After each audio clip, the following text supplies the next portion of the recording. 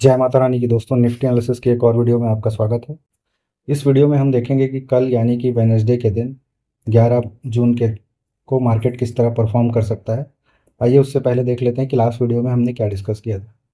देखिए, निफ्टी का जो वीकली एनालिसिस हमने किया था, वीकली एनालिसिस में मैंने बताया हुआ था, ये सब लिक्विडिटी मैंने मार्क करके बताई हुई थी, 25,062,78, और ये वाली भी लिक्विडिटी 25,114 तक आता हुआ दिखाई दे रहा है, ये मैंने डिस्कस किया था। और T1 का जो लेवल था हमारा, T1 था हमारा यहाँ पर 25,208 कुछ का, और मार्केट ने हाई लगाया है 25,199 कुछ का। ठीक है, तो अभी 3 दिन से मार्केट क्या कर रहा है, देखिए T1 लगभग टैप हो चुका है। देखिए मार्केट क्या कर रहा है, वो चीज़ को थोड़ा सा समझने की कोशिश करिए। देखिए, ये काफ़ी बड़ा एक रेंज बाउंड मार्केट था काफ़ी समय से। इस रेंज को ब्रेक करने के लिए मार्केट ने यहाँ पे एक अच्छा खासा मूवमेंट दिया आरबीआई मॉनेटरी पॉलिसी का। अब ऊपर के लेवल पे रेजिस्टेंस है दोस्तों 25,200, और ये वाली लिक्विडिटी वगैरह इसने ले ली है। सो यहाँ पे क्या हो रहा है, बार बार क्या कर रहा है, देखिए गैप अप ओपन हुआ, मार्केट को नीचे ला रहा है, गैप अप ओपन हुआ, मार्केट को नीचे ला रहा है। दैट मीन्स क्या है कि ऊपर के लेवल पर सेलिंग प्रेशर है। तो अगर ये तीसरी बार ऊपर जाएगा इस किसी लेवल को, जो एग्जैक्ट लेवल है 25,234 का, 25,263 के आसपास का, इस लेवल के आसपास अगर प्राइस आता है, इस लेवल के आसपास अगर प्राइस आता है, तो डाउन साइड इस बार जो देखने को मिलेगा, तो वो फिर आपको ये लेवल ब्रेक होता हुआ दिखाई पड़ने लग जाएगा। अब जो मेजर सपोर्ट जो बन के आएगा वो 25,000 बन के आएगा, वो ऑप्शन चैन में भी आपको दिखाई देगा। तो क्या कर सकता है मार्केट, देखिए आने वाले समय में एक डाउन साइड का मूव आना इसमें बाकी है निफ्टी में, और ये आके ही रहेगा, ये 100% डाउन साइड मूव आएगा। अब ये 25,000 इस वाले जोन तक भी आ सकता है, और इसके नीचे का जोन, ये सब जो मैंने डिस्कस किया है, ये जोन तक भी मार्केट आ सकता है डाउन साइड। ये जो मैंने 24,800 और 24,900 ये सब जो लेवल डिस्कस किया है ना, तो ये लेवल तक भी मार्केट आ सकता है। अब हम देख लेते हैं कि वेडनेसडे को मार्केट में क्या हो सकता है। देखिए आज का जो प्राइस एक्शन अगर आप पढ़ेंगे, देखिए 1 आवर टाइम फ्रेम पे हम देखें तो ये एक बहुत बड़ा कैंडल है, और इस कैंडल की अगर रेंज को आप पकड़ने जाएंगे, तो रेंज अगर मैं देखूं तो ये है 144 पॉइंट का एक रेंज निकल के आ रहा है।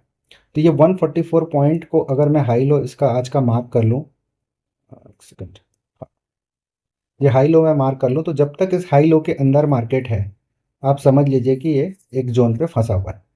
और फिर क्या कर सकता है दोस्तों, देखिए यहाँ पे मार्केट आपको गेम फंसाएगा। देखिए सबसे पहले बायस किधर के, ऊपर के हैं, ठीक है। तो ऊपर पे रेजिस्टेंस है, हमेशा जब भी ऊपर जाएगा ना, तो आपको लगेगा कि ये बुलिश हो गया, बुलिश हो गया, बुलिश हो गया।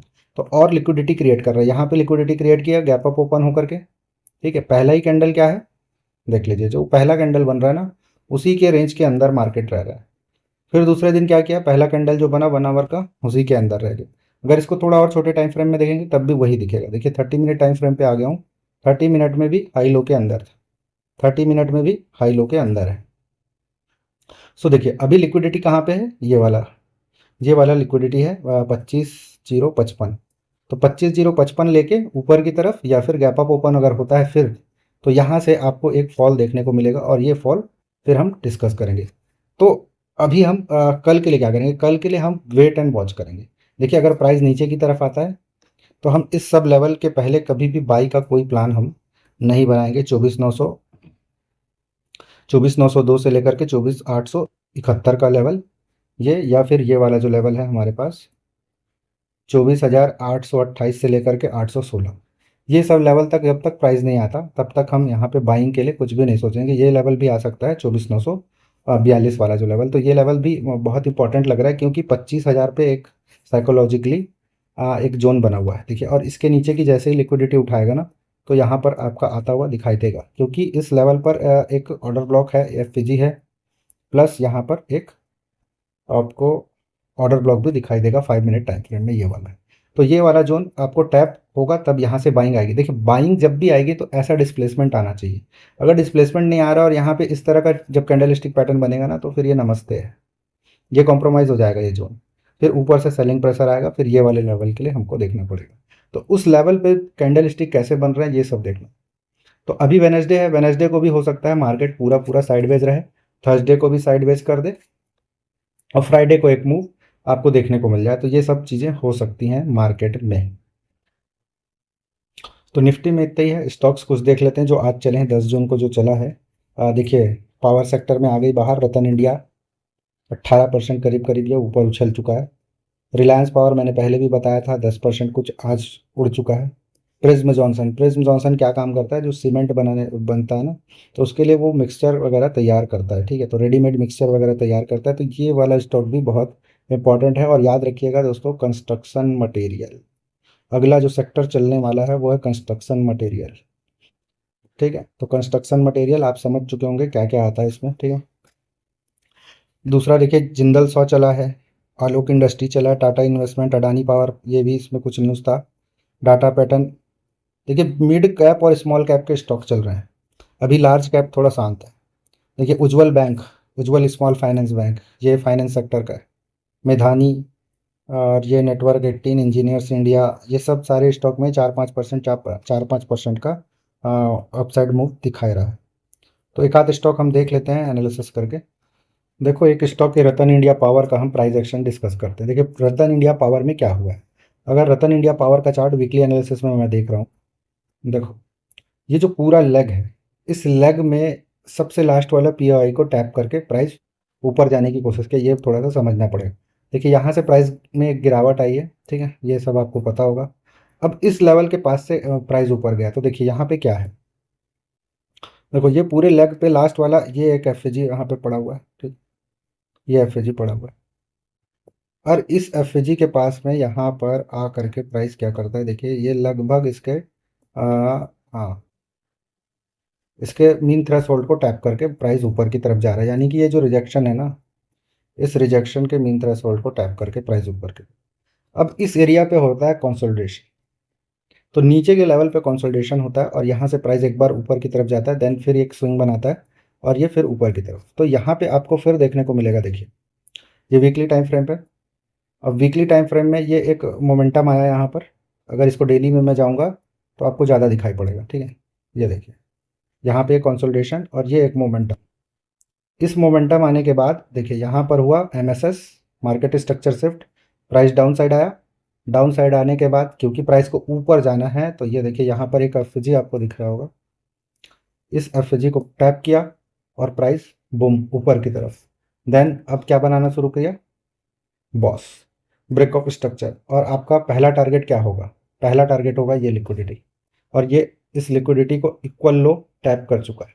तो कल अगर ये थोड़ा सा नीचे आ जाए तो इसमें कोई अतिशयोक्ति नहीं होगी, क्योंकि अगर थोड़े और छोटे टाइम फ्रेम में जाकर आप देखेंगे तो यहाँ पे किस तरह का प्राइस एक्शन बना है वो मायने रखता है। देखिए यहाँ पे अच्छा खासा प्राइस एक्शन बना है, लेकिन अब यहाँ पर आ करके रुकने का क्या मतलब है, यहाँ पे जब भी ऐसे जगह पर सपोर्ट रेजिस्टेंस लेवल पर आकर के प्राइस रुकता है ना, तो वहाँ से एक नीचे आने की संभावना रहती है, या फिर ये गैप अप इतना ओपन हो जाए कि इस लेवल को पूरा पूरा यहाँ पे जो लोग भी सेलिंग के लिए प्लान करके बैठे हैं वो पूरा ट्रैप हो जाए। तो ये दो चीज़ें यहाँ पे होती हैं। तो अगर प्राइस नीचे की तरफ आता है तो देखिए ये एक एफ है, यहाँ पर एक ऑर्डर ब्लॉक है, पी है। तो इस पी के पास अगर प्राइस आता है, इसको मैं मार्क कर देता हूँ, ये लेवल आ रहा है 57.72 से लेकर के 56.63। तो इस लेवल के पास अगर प्राइस आता है कल सवेरे, तो यहाँ पर से आपको ट्रेड करते बनेगा, ठीक है, यहाँ से आपको ट्रेड करते बनेगा। ये चीज़ अभी एक स्टॉक में और हुई है, वो स्टॉक मैं आपको दिखाऊंगा, कल परसों इसमें मूव आया था और आज वो थोड़ा सा नीचे आया है, वो स्टॉक भी मैं आपको बताऊंगा। फिर देखिए इसका ये बना 15 मिनट टाइम फ्रेम है, ठीक है। तो तुम्हारे जो तुम्हारे बायस हैं वो कहाँ पे हैं, बायस हैं 70 रुपये। तो 70 रुपये करीब करीब यहाँ से 20% का मूव और ऊपर, ये सबसे हाई वाला जो पीओआई है ना, यहाँ से तो ये 70 रुपये 74 रुपये के आसपास तक का मूव आपको देखने को मिलेगा। लेकिन यहाँ से क्या है, अगर ये ऊपर वही मैंने जो बताया, अगर यहाँ से ऊपर नहीं गया, देखिए यहाँ पर एक और लिक्विडिटी जोन है, तो इस लिक्विडिटी पूल को भी टैप कर सकता है, ठीक है, 60.880 यहाँ से गिर जाए। अब यहाँ पे देखिए एक और छोटा सा क्या क्या है आपके पास, यहाँ पे एक ऑर्डर ब्लॉक भी पड़ा है, तो इस ऑर्डर ब्लॉक को भी टैप कर सकता है। तो चीज़ें बहुत सारी हैं, लेकिन क्या है ऊपर से जो स्ट्रक्चर है, मतलब अब यहाँ पर से जो करेक्शन आएगा ना वो रिट्रेसमेंट है, यहाँ से फिर तो सीधा डाउनफॉल नहीं हो जाएगा। अगर डाउनफॉल होना है तो देखिए क्या करेगा प्राइस, फिर एकदम लास्ट जो आएगा तो आपका ये वाला जो लेवल, इससे नीचे फिर प्राइस नहीं आना चाहिए, तो यहाँ पे आपका एक बाइंग जोन बनेगा, ठीक है। लेकिन प्राइस का जो मोमेंटम है वो इस तरह का है कि इतने नीचे अब प्राइस नहीं आएगा। अब प्राइस क्या खोजेगा, इसी के अंदर में एक जोन्स वो खोजेगा छोटे टाइम फ्रेम में, यानी कि 1 आवर टाइम फ्रेम पे आपको इस तरह का जोन देखने को मिलेगा। तो 1 आवर टाइम फ्रेम पे आपको क्या क्या देखने को मिल रहा है, ये सब आपको थोड़ा थोड़ा छोटे टाइम फ्रेम बड़े टाइम फ्रेम पे जाके इस सब चीज़ों को देखना पड़ेगा। एक ये वाला जोन है, तो मैं तो पहले ही पीओआई को देख रहा हूँ मैं यहाँ पर। इस लेवल पे क्या करता है प्राइस, इसको देखेंगे तो फिर रतन इंडिया हमको 70 रुपए तक उड़ता हुआ दिखाई देगा। और रिलायंस पावर मैंने पहले ही बोला था, आप लोग को याद भी होगा। और ये देख लीजिए मूव, यहाँ से भी बैठते ना तो भी इतना बड़ा मूव था, और ये मूव कोई छोटा मोटा मूव नहीं था। यहाँ से यहाँ तक का जो पूरा मूव है, ये 22% का मूव है 11 दिन में। और ये जो पूरा का पूरा मूव था यहाँ से, ये 91% है दोस्त। 91% मतलब यहीं पे नहीं है। तो क्या है, कभी कभी ट्रेड मिलता है इस तरह का बड़ा वाला, क्योंकि ये ऑल टाइम हाई वगैरह ब्रेक कर चुका है। ठीक है, देखो एक स्टॉक और डिस्कस कर लेते हैं, प्रिज्म जॉनसन। प्रिज्म जॉनसन में क्या बना हुआ है, प्रिज्म जॉनसन जो स्टॉक है, देखिए मंथली टाइम फ्रेम है ये। और मंथली टाइम फ्रेम पे अगर मैं देखूं तो ऊपर के लेवल से एक करेक्शन आ चुका है, पिछले 3 4 5 6 महीने से गिर रहा था। पिछले नहीं मतलब 7 8 महीने पहले से गिर रहा है, और यहाँ पे एक जोन बनाया है, और इस जोन को इसने ब्रेक करता हुआ दिखाई पड़ रहा है। देखिए ब्रेक कर चुका है, देखिए पिछले मंथ का हाई के ऊपर इसने क्लोजिंग दे दी अभी फिलहाल। ठीक है, अगर मैं वीकली टाइम फ्रेम पे जाऊँ, देखिए अब इससे पहले क्या है, मंथली का आपको पीओआई देखना पड़ेगा। यहाँ पे देखिए क्या है आपके पास, एक एफजी है, और इस एफजी को टैप करके प्राइस ऊपर की तरफ जाने की कोशिश कर रहा है। दैट मीन्स यहाँ पे सबसे कम रिस्क यहाँ पे हमको देखने को मिल रहा है, तो ये ऊपर के लेवल तक। तो मंथली में हमारे बायस क्या होंगे, देखिए मंथली में यहाँ पर बहुत बड़ा गेम है। देख लिए मंथली के बाद यहाँ पे वीकली में देखिए एक पीओआई यहाँ पे बचा हुआ है, और ये पीओआई टैप हो सकता है, और यहाँ से भी मार्केट थोड़ा सा माला पहना सकता है। तो 158 इसका टारगेट रहेगा, और यहाँ पे किस तरह की कैंडल स्टिक बनती है वो मायने रखेगा। देखिए अगर इसको ओवरऑल टारगेट हम देखें, देखो ओवरऑल टारगेट क्या दिख रहा है, 208। ठीक है, 208 इसको सीधा करना पड़ेगा। 208 के आसपास, 181 से लेके 208 का यहाँ पे वीकली टाइम फ्रेम पे बता रहा हूँ। देखिए अब ये थोड़ा थोड़ा हर्डल लेके चलेगा, 158 हर्डल है, 171 हर्डल। अब इसको देखिए वीकली टाइम फ्रेम पे भी अगर आप एनालिसिस करें तो यहाँ पर से ये इस तरह से सपोर्ट लेता चल रहा है। तो इस तरह से सपोर्ट लेता चल रहा है, धीरे धीरे धीरे धीरे ये चल रहा है। तो पहले इसने 1 डे टाइम फ्रेम में क्या कर दिया है, मार्केट स्ट्रक्चर को शिफ्ट कर दिया है। तो मार्केट स्ट्रक्चर को शिफ्ट कर दिया है, तो दैट मीन्स ये एक अच्छा साइन है।